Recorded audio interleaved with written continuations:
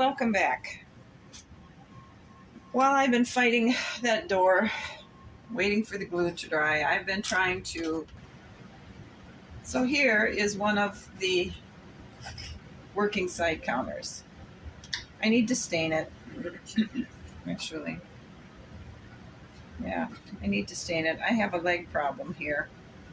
This one's too short.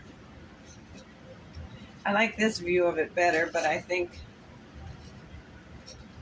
if I put a piece of trim down here, it'll look just as nice as this side does, and that way we won't see the seams in the wood. So that's the wall, the one for our short wall.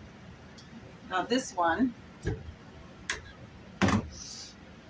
I have glued the ends on the front. This is the one that goes on the long wall. This is the one that goes on the long side of the wall. Again, I have another little bit of a problem with my counter rocking just a little bit. And I think because this is just a piece of scrap wood, that if I put a piece of trim like this on the front, this will be the front of our counter. Now this disaster is my coffee cart. I have made another shelf to go in here.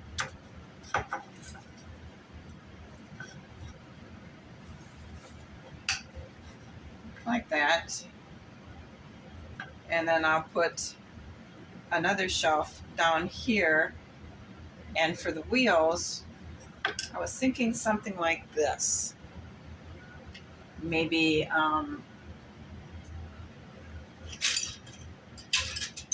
we'll just use this for example.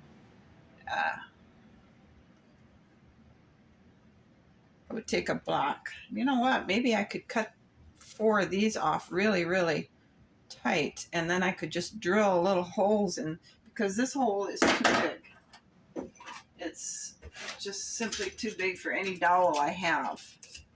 So, because I was thinking I could put it centered like this, put a screw through the middle, and it would roll.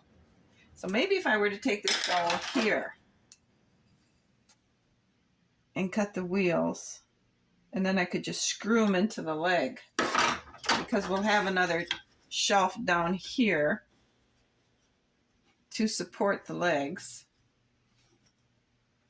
So that might just roll along, and then I'll put a handle on one end so they can just, maybe we don't even need a handle, we can just roll it around that way. And we'll just put, that's what I think I'll do. I think I'll cut 4 little slivers off this dowel. And then we can just lift this up and screw this in there, and hopefully they'll turn. That's a pretty good idea. So now what I need to do is cut another 4 pieces, or 2 end pieces and 2 side pieces, because these belong to this one. And I need to cut another bottom, or another shelf, and these pieces to put on the bottom. And all of that should support this. Or maybe I don't even need a 3rd shelf. Maybe I don't even need a 3rd shelf. I'll just put this one lower, put all this trimming on it, and that will help support this. Maybe that's what I'll do. Save some effort. So this mess is my bed. It's the best I can make. There's got so much glue on various places. Actually, it's not that bad, except for right here. And for right here, I put the 2 pieces in here to tie it together, like I did on the ends. And then I just went with these out here. I put this piece of trim here on the outside of each one of these legs all the way to the ground, because this piece of wood is what's going to hold our canopy top in. It butts up to here and then this one will butt up to there, and it'll make it a good solid secure place. And then we'll hook the lacy curtains on the inside of here, and the curtains will fall down. I think that's the way I want to go with it.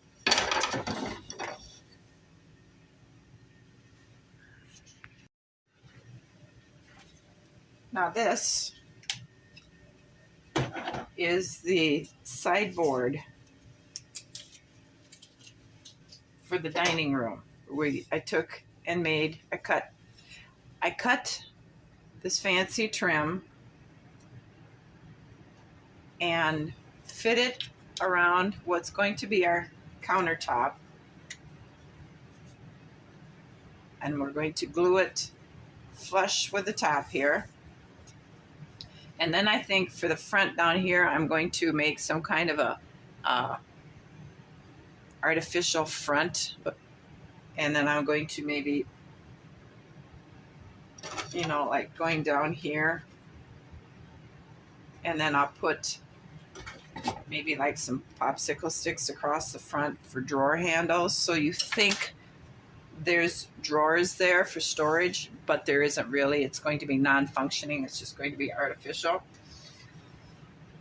So then on this, we can just put things to make it look like they would need for their meal, like the desserts, coffee pots and cups and saucers, that types of things, the candlesticks and flower bouquets, arrangements.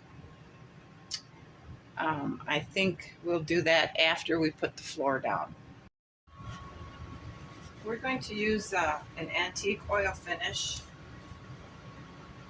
for the bed. It's the same thing as we used on the formal dining room floor. I really like that. I didn't realize it was such a soft product. So we're going to go ahead and give the bed a coating of this, just to give it, instead of everything being a dark stain like the library floor and the pantry floor, we're going to soften it up a little bit with a clear coat that just enhances the green of the wood.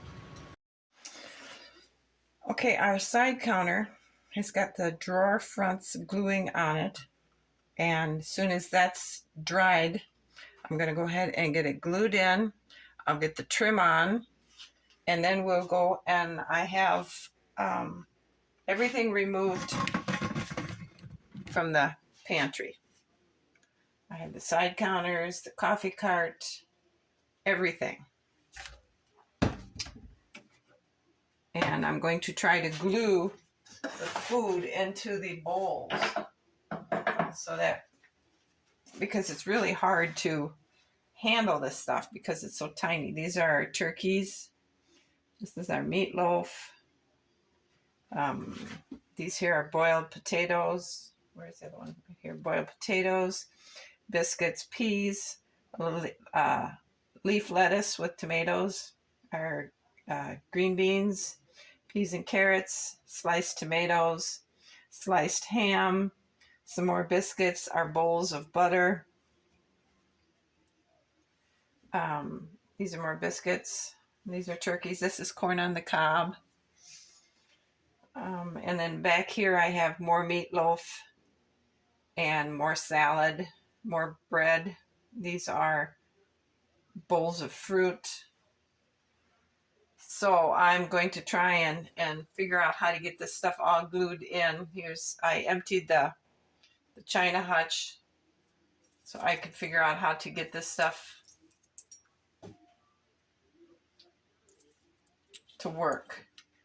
I have the platters for the turkeys are not big enough, so I went and rolled out more air dry clay, and I put the turkeys in the middle of it because I want to be able to decorate it with either sliced tomatoes or leaf lettuce, maybe both of them, just to give it a little fanciness.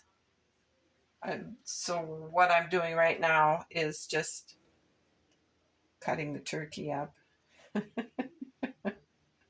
Anyway, that's what I'm trying to do. I'm trying to get this stuff all stuck in the bowls so we can go ahead and start getting the table set once I get the side counter in, the chandelier up, and the replacement curtains.